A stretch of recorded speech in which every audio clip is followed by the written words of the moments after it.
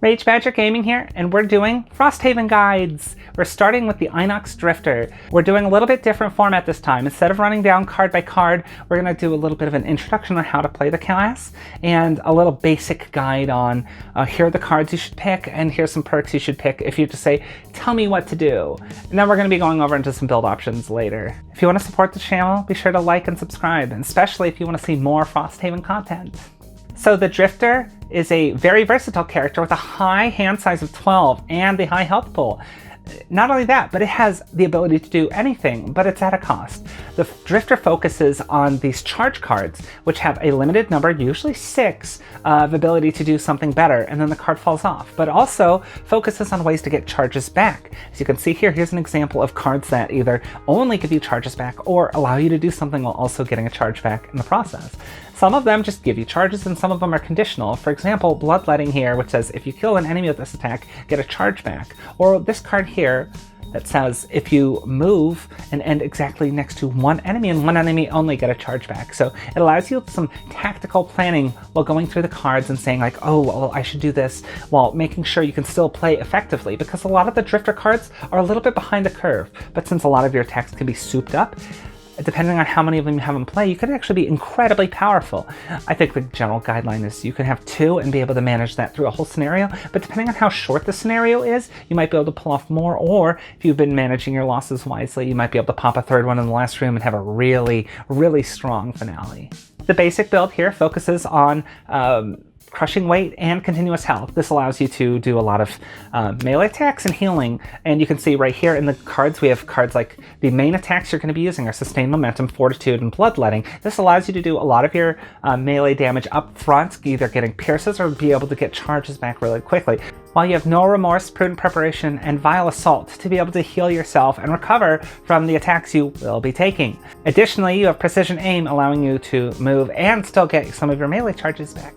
For perks, be able to use negative items, and not only that, but since your long rests are heal 4, you can definitely take the long rest perk. However, replacing your negative ones with plus ones and replacing your plus zeros with any of the rolling modifiers are the way to go.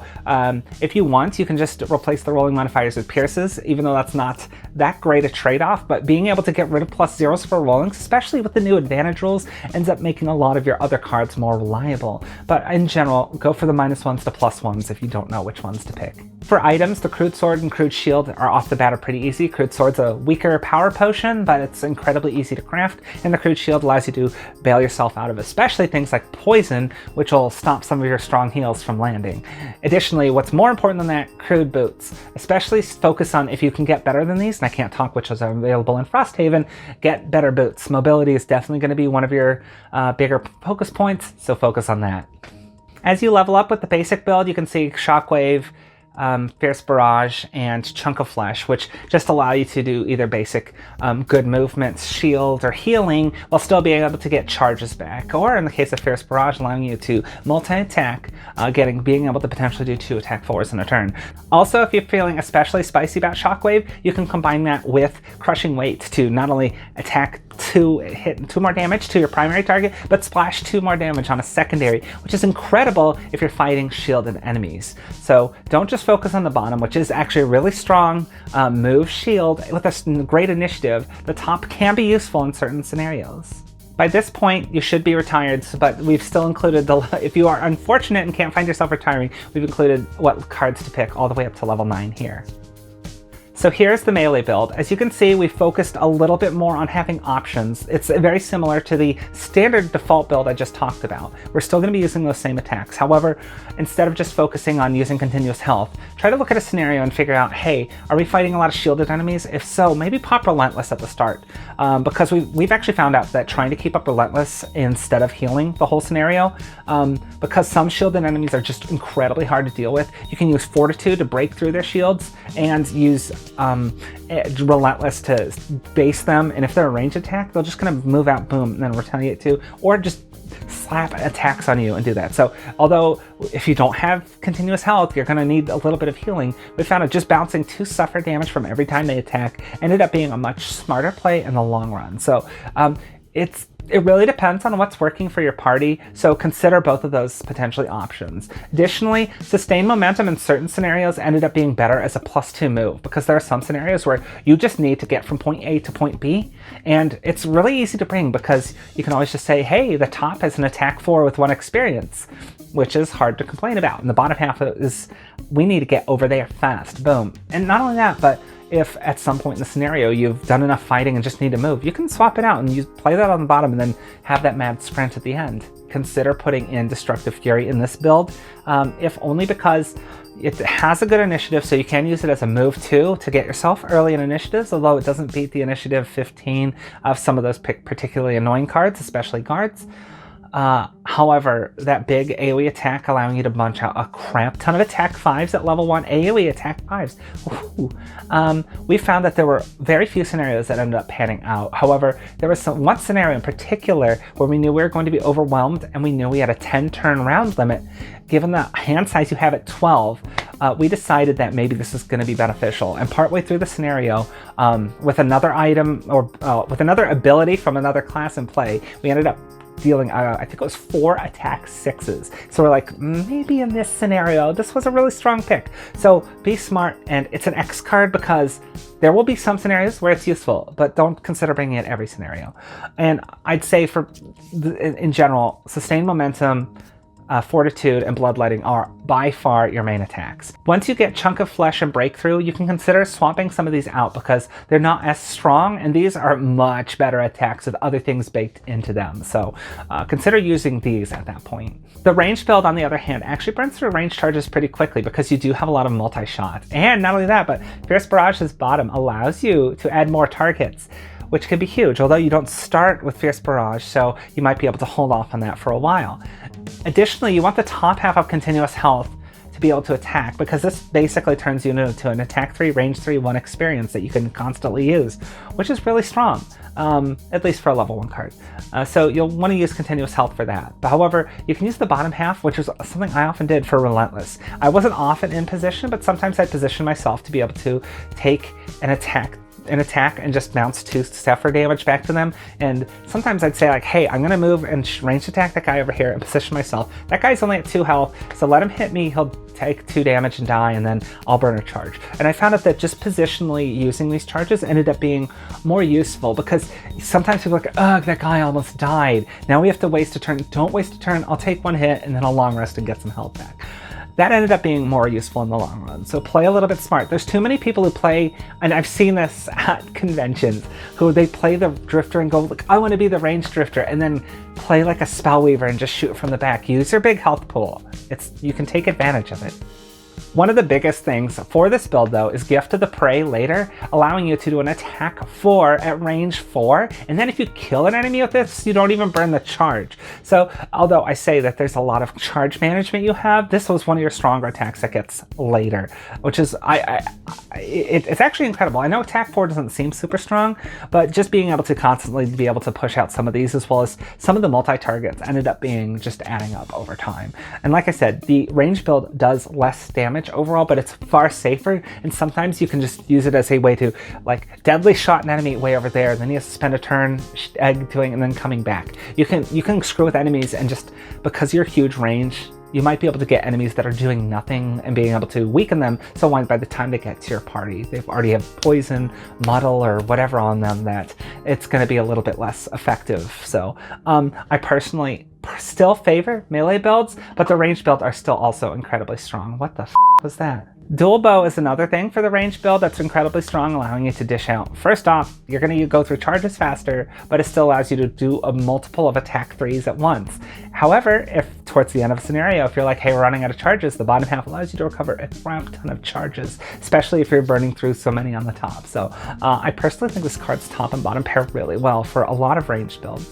if you're not having trouble with charges, because some people actually found out that they could play 2 losses, like continuous health and crushing weight, and then not burn through a lot of charges, that they ended up wanting to just improve the cards they have, like the changing the -1s to +1s and getting the rolling modifiers and turning them into either pushes or pierces. And those are really strong options.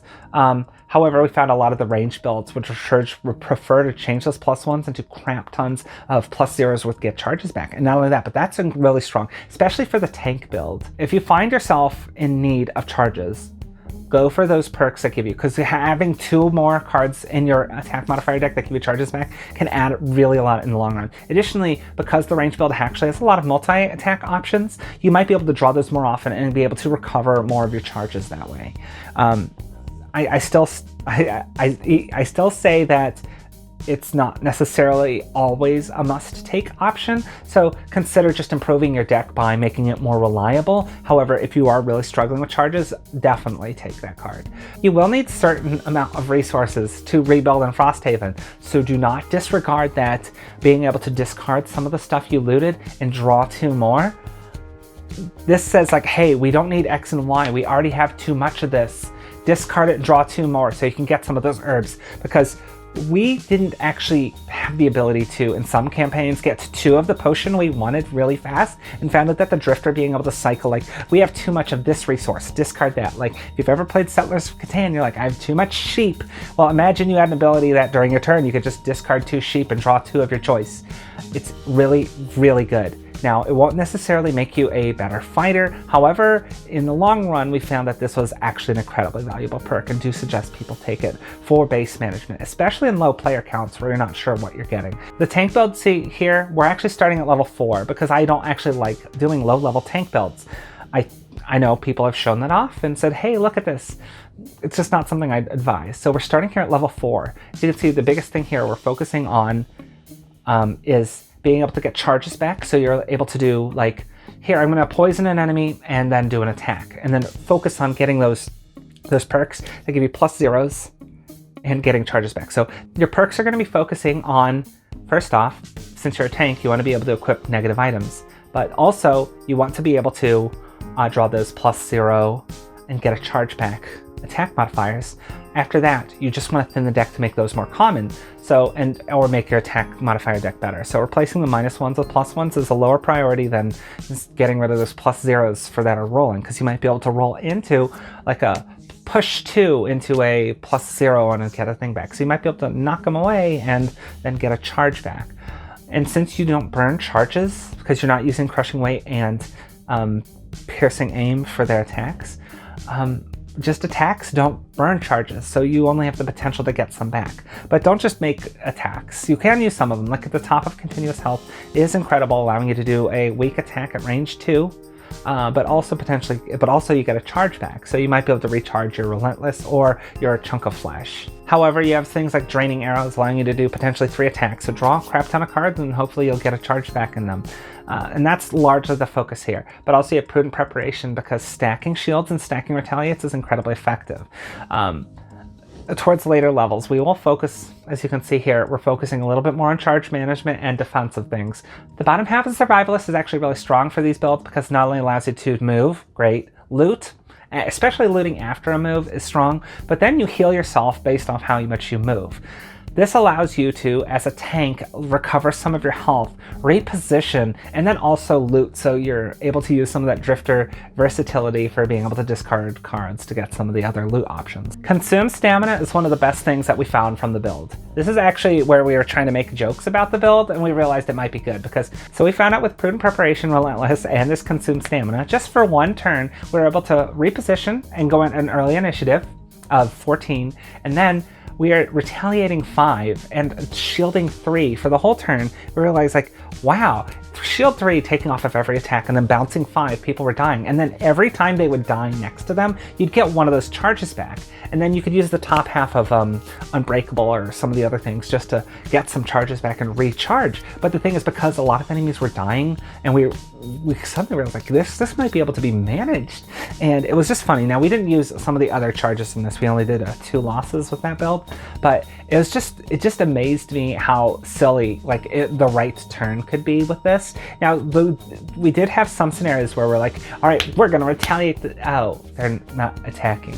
So you have to be a little bit of that, but most of the time there's really good effects in there. So the spiky ball tank build is a fun meme build that actually is pretty effective, but I think you have to be a little bit smarter about it, but it can be really fun if it pays off, and ultimately we found that it did. So I do want to talk about item crafting, but I can't go over it because of spoilers, and not only that, the game's not out yet, and I'm not allowed to talk what's in the box. However, when focusing on potions, obviously getting cards back, recovering, and or allowing yourself additional bonus actions are far better than some of the other potions. Now, so you're going to want to discover some of those, and crafting better armor, because you will be often, no matter what build you're going, wearing some sort of armor that gives you negatives. You want to actually focus on getting some of those, because the basic armor is actually weaker than some of the armor in Gloomhaven, so it's not necessarily worth a perk to take heavy items until you start unlocking some of the better ones. But some of the better crafted items and purchased items on there ended up being incredibly valuable. So if you really value durability, and a lot of people who play the Drifter get up in your face, so strongly consider moving towards those options as well. There are certain buildings that will allow you to build those, so keep that in mind. Spoiler free here. So talking about Masteries, the Mastery bonus is really nice. However, here's one thing that we found was a little problem. I personally never got the first Mastery in any of the playtesting. Having 4 abilities in play and then having the token on the very last one of all of them. Oops. Now, it's been done, so it's not undoable, but it's definitely, like, you have to try pretty hard for it, and I'm not sure I like it. So the second Mastery says you must never perform an attack or a move with a value less than 4, but also you must perform an attack or a move every round, so no long rests. Ultimately, with crushing weight and sustained movement, this is actually pretty easy to pull off. You have to be very careful though, because you have to swap out some of your attack ones, because like with the Violent Inheritance, the attack 3 and loot, which is good, means you will lose this. So you have to be very careful in what you bring. But this is ultimately, if you want to pull off a Mastery, this one's the easier one to pull off. Bring those 2 cards, play them for it, and then focus more on getting charges back. You're going to burn a lot of charges, and you'll notice it very quickly. But you still have to last to the whole end of the scenario. So some of the cards that allows you to get charges back quicker while still doing other effective things ended up being pretty effective here. Not dumping all of your abilities into one. Now, you don't have to use, like, if you're like, hey, I only need to move 3 and I don't want to move that 4th hex, you just only if you perform the move 4. You don't actually have to use the full 4 movement. So here are our builds. So we have the basic build here. For this, do crushing weight and continuous health, and take these cards and these perks for your perk order. Here's the melee build. As you can see here, it's very similar to the basic build. However, it allows you a little bit more options, and it's got a little bit more nuance to it. Here's the ranged build. As you can see here, we're going to focus on these cards for attacking, and here's the perk order. And lastly, here's the high-level tank build, or spiky ball. Hopefully this allows you to have a little bit more diverse playstyle. And not only that, the Drifter offers more than just this. You don't have to commit yourself to any of these builds. These are just a few guides that we personally found helpful while playtesting through the Drifter for doing Frosthaven playtesting. So if you're looking forward to trying out something new that we haven't shown off here, because we have shown off a survivalist fun build where it's just, hey, I'm just unkillable. It doesn't have the spikes for relentless on it, but it's funny how much healing you can do and warding. Although if your name's Conrad, that ward will only prevent 1 damage. But all in all, we've actually tried other things that ended up working throughout a scenario. So if you have, let us know. And let us know in the comments, what classes are you most excited to hear about next? Because I love to hear your enthusiasm about the classes. So if you're going to be playing the Drifter, go you. Special thanks to all of our patrons. You guys are amazing. Our Inox tier here are all awesome. So just thank you for supporting. We love all of you, and thanks for watching.